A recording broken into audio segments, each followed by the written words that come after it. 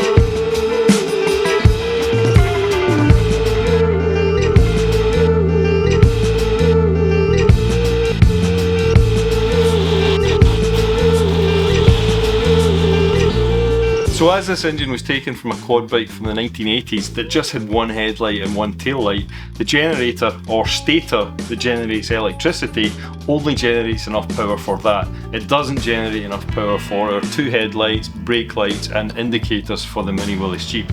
So I bought a replacement stator and I'm going to rewind that with thicker wire and more coils to hopefully beef it up and provide enough power for the Jeep.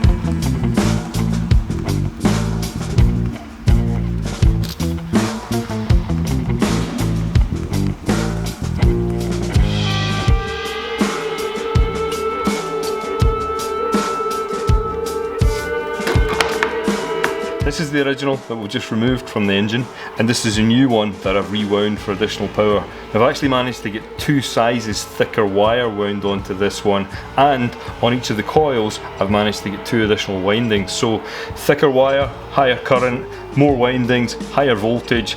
Hopefully this will give us the additional power we need for the Jeep.